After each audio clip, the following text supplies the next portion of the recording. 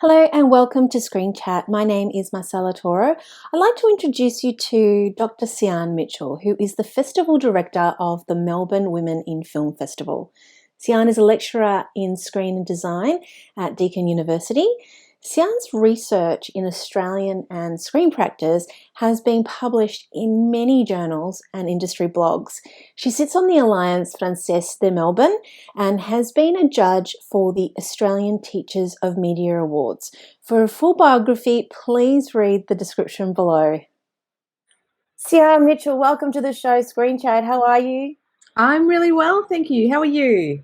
I'm really good, thank you. Thank you so much for being with us today. Oh, no problem at all. Thank you for having me on.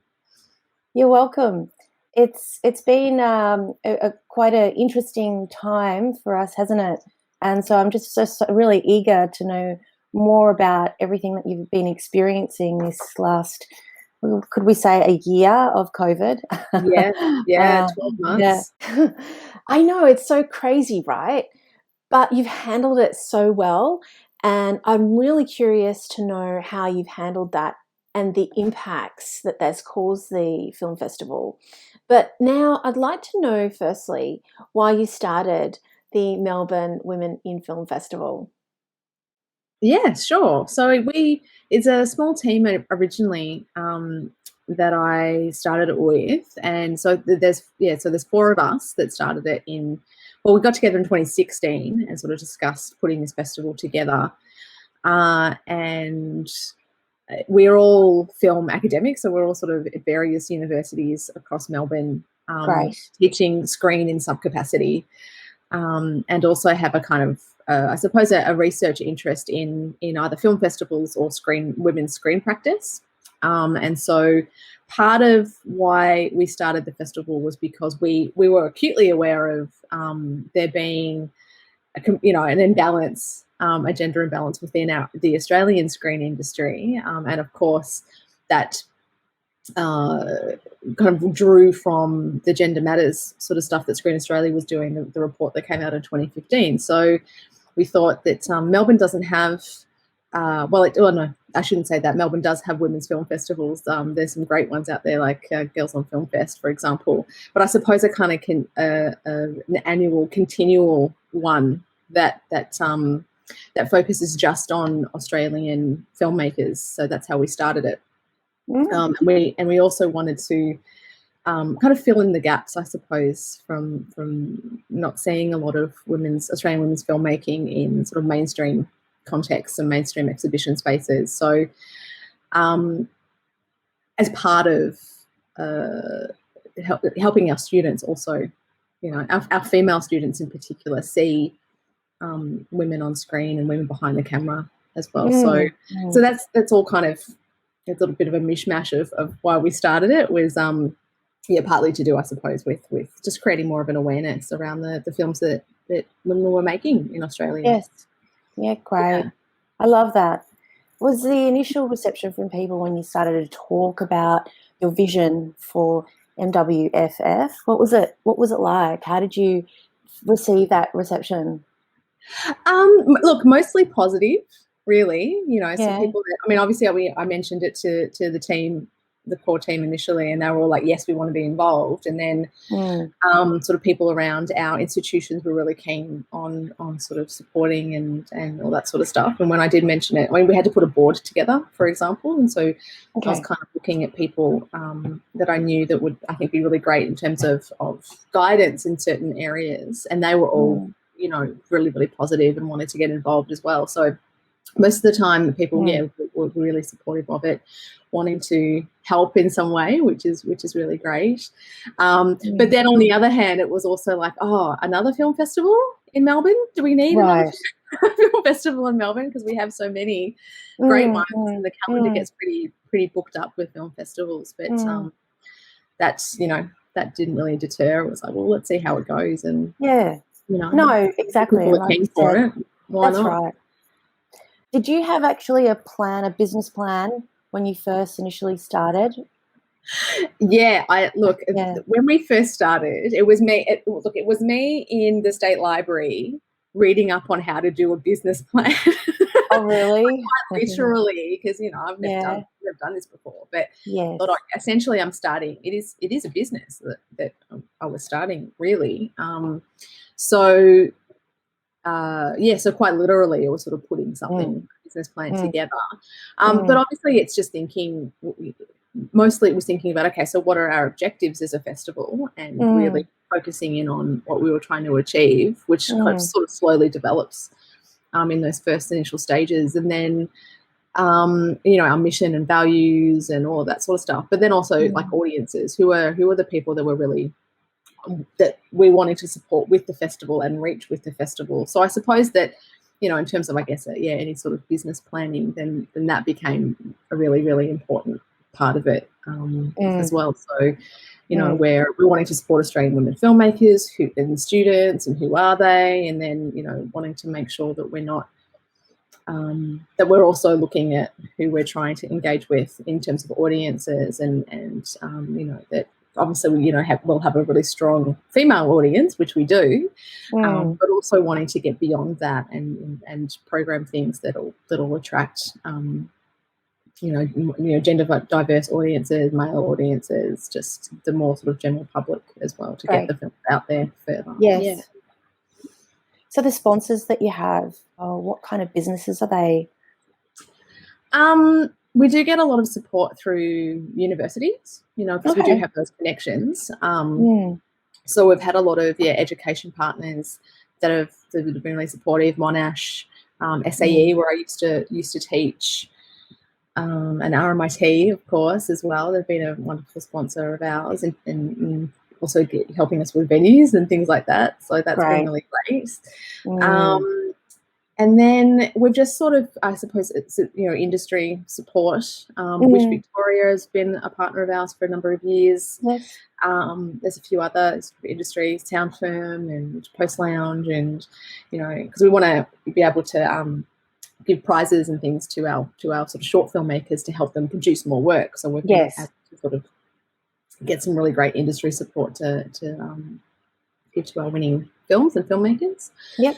But otherwise, it's a lot of government funding that we get. The City of Melbourne has been incredibly supportive of us, Film Victoria as well. So that's with those two, we've been able to do something every year, which has been really great, because that's another, I suppose, a bit of an issue that we noticed with the women's film festivals that already existed, was that they weren't happening every year. That there was various reasons for that, but mostly I suppose it comes down to making sure that there's the means to do it, and that's money, financial support. And so we've been really fortunate to work with government funders to help us do this, which is it's been great. Yep. Oh, that's wonderful. So do you think, what would have been the hardest part of trying to organise the film festival? Well, getting money. Getting the money to do it. Yeah, for sure. Yeah, I mean, because we have all these programs that we're really keen on running, but of course it's resource heavy. So, if it's in person, if it's a physical event, all these sort of costs that go into it. And we also want to be able to pay people to do things as well. So, I mean, we are volunteer run, mostly, but if we get mentors in to do workshops and things like that, and we want to be able to make sure we can pay people, and we're not just it's not just about equality or anything. It's also about valuing the people that we bring in, and they're experts in their area and stuff, so we want to make sure that we can do that. So so I'd probably say it's one of the hardest parts is funding, and then the hard part, I suppose, is we're a small festival, and there's a lot of films out there that we would love to screen, and we would love to have lots of films we're competing against a lot of other big film festivals that require premiere status and things like that, whereas we prefer a sort of community approach. So so some films that we really love to screen, we will miss out on it. That's just how it is. That's sort of the reality. Right. So sometimes that's a little bit heartbreaking when you have you are heart set on a particular film that's sort of perfect for a women's film festival. But I think over time, hopefully, we can kind of build up to having that sort of approach. Yeah. What's the problem? Why can't you actually get those films? Why?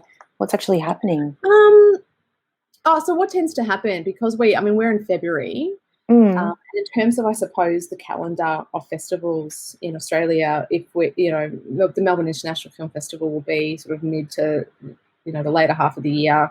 And if a film wants to hold out to getting into MIF or something, then we'll just have to see how it goes. But I mean, look, it's I suppose it's not really too difficult, because we do get some amazing films. We've had amazing films every year. Just on occasion, we would love to screen certain ones, but they'll sort of hold out for a Sydney or a Melbourne, or even the Queer Film Festival relies on premiere films. They want to have premiere films too, and they've been around a lot longer, and that sort of stuff. So that's okay. We're upset for maybe like a couple of days, and then we're like, hey, what about this other film that we've seen? Or on the other hand, what we also tend to do to combat it is, and this is what we did last year with our opening night film, which was a film called Vi. And I saw it at MIF the year before, but it was a 4 o'clock screening. And I thought, this film is beautiful. It's made by 8 women, or 8 sort of teams of women around the Pacific Islands. We want to give it the kind of a different kind of celebration, I guess. And so we opened with it, and had one of the filmmakers there, as opposed to, a sort of, I guess, with a bigger festival, you never know what little gems people might not get to see, because the programs are so extensive.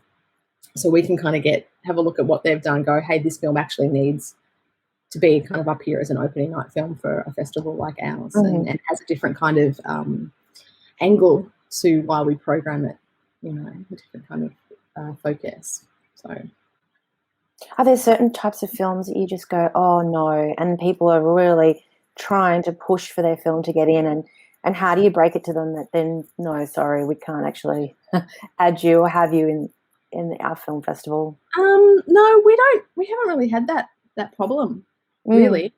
I did initially have a call for submissions that included feature films. We had that on for 1 year, and what I found was, because we only run for 4 days normally if it's a physical event, we don't have a lot of space, I suppose, in the program over that time. So I found that we weren't able to program as many features as what we received, and so then in that case, that kind of became a little bit of we've had a few people sort of just want some feedback. It's always been really, really collegial and stuff, though. So it's if a filmmaker is asked why their film didn't get in, it's from the perspective of, okay, well then, can I just have some feedback so I know, and I can kind of figure out maybe where else I could go, or there's been no sort of anger or anything like that around any kind of film rejection, which has been really lucky, because I've heard some stories from other film festivals that tend to get that sort of thing happen in their inboxes. But no one's really then pushed us to go, well, hang on, can you reconsider, or anything like that. They're kind of the professional, they're not going to get into every film festival. I think that's just something that filmmakers understand, at least the ones we deal with. So Yes. And is there a cost actually to submit your film? Yeah, so we just do short films in terms of an open submission process, and there is a cost, because we do want to sort of evaluate, and it does help us out a little bit in terms of screening for certain things. But we try to keep it pretty low in terms of fees. So we use Film Freeway as our submission platform, which is, I think, pretty much known by most filmmakers around the world. And we sort of keep it really low, and then we used to get the short films that way for our sort of continual annual short film programs that we do. So Oh, wonderful. So now, because of COVID and hit the film and TV industry so hard, so initially you probably had a planned schedule for the year and everything. What actually happened? So we're really lucky to get a festival in before the first lockdown hit. So we had our normal sort of 4 days in Feb last year. Although it was coming off the back of the bushfires, so it was sort of in between these two crises, I suppose we were having. But we still got in, and then the lockdown sort of happened just after that. So we sort of then ended up planning, I guess, sort of maybe 2 or 3 different scenarios sort of concurrently. So we had a purely online festival, half online, half not online, was, in physical venue festival, and then our entire physical venue, sort of thinking about all of these 3 different scenarios as we sort of progressed throughout the year. And, when it was pretty obvious that, it was going to be a pretty long-term issue with being locked down, and also I suppose the uncertainty of when things will open up, maybe how much they'll open up, and we kind of made a decision near the end of last year to sort of say, well, most of it will be online, but if we can do a few things in cinemas or in physical spaces, depending on the guidelines that we had in Victoria, then that's great. So let's try to do at least a few things. And so that's how it ended up turning out. We're up to a few cinema screenings, and I think people were really wanting to get back into the cinemas, because there's also a question mark around, will people want to go out? Are they, maybe there's a bit of anxiety still around being in public spaces and that sort of stuff. But we were still able to do a few things, and then people turned up, which was really good. Yeah. Fantastic. So now what's on the agenda this year for the film festival? Oh, I don't know yet. No. We're still finishing off, so we've got to do all these wonderful acquittal reports and things for our funding. So we're kind of doing the sort of post-mortem of the festival we've just had. So in April we'll probably get together and start looking at next year. Although I suppose learning from what the online events that we had this year, the panels and workshops, we had a lot of panels and workshops online, and they tended to go really, really, really well. So so just I suppose a very, very early inkling is to still do some things online, I think. My fingers are crossed that we'll have more spaces, physical spaces, for February next year to do screenings and things like that. But I would really like to still have a little bit of an online component, just because then we're able to reach beyond Melbourne, which I think is really important. So for us as a festival, we don't want to be sort of too city bound in some respects. So without sort of education programs and things like that, we really want to be able to get into regional Victoria, for example, or even better interstate, with doing sort of workshops and things like that. Particularly sort of youth workshops and that sort of thing, because sometimes regional Victorians get left out of this stuff, and they do. There's women out there in country towns making films or wanting to make films, so we'd like to engage with them a lot more. Oh, nice. Yeah. So, big question for you. Out of all the films that you've watched throughout the years with the festival, can you name a couple that have been your favourites, top favourites? Oh, that is a really hard question. Vi, definitely, I would put there for sure. So something that we did do as of last year was sort of open out the programming further to looking at Aotearoa New Zealand and the Pacific Island filmmakers. So Vi kind of was a beautiful way of launching that part of our program now. This year's festival, we had the documentary Brazen Hussies. I think that's up there as well for me. That was going to be our opening night film until the most recent lockdown we had that we had to postpone it. So it became our closing night film, but still was really great and had such a great reception. The audience just really loved it. So I'd say it's such an important moment to document. So it was really great to have that. So Vi, Brazen Hussies. Maybe we opened our 2018 festival with Love Serenade, which is a retrospective film that we screened, and we had Jan Chapman and Shirley Barrett and Denise Haratzis, who was the editor, there to introduce the film, and that was pretty amazing to see that film up on the big screen again, and produced by a creative female team was really great. Oh gosh, She Who Must Be Loved, the Erica Glenn documentary we had last year as well. Okay. About her mother. Quite a few. Frida. Oh yeah, there's a reason why we program them. They're so good. There's just some fantastic films. So I can't just name a few. I could keep going. And what are you watching at the moment on Netflix or binge or other platforms? I just started watching Call My Agent on Netflix, which is a French series about actors' agency. Funnily enough. Okay. I have to watch that. I've had it recommended to me several times, and I thought I really do need to sit down and start watching it. And I'm only one episode in, but I'm already hooked. Oh, okay. Yeah. Apparently there's 5 seasons of it, so I'm super late to the party, and if anyone's probably just going, hey, it's been out for ages, what are you doing? I've only just started watching it now, but so far it's pretty cool. What else? A bit of kind of non-thinking time perhaps, although it's I don't know. Stumptown. My partner and I have been watching Stumptown on Disney.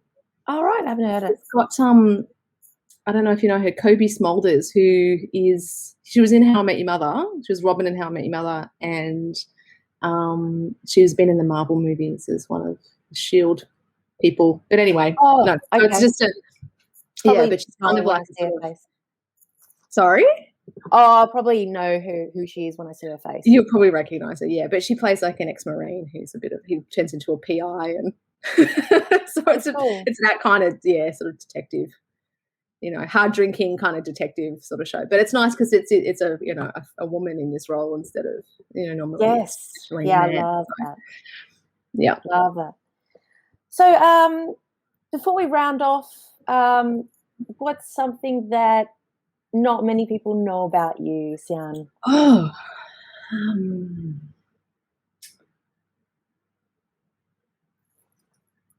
That's really I don't know. I didn't think about that before. So something that I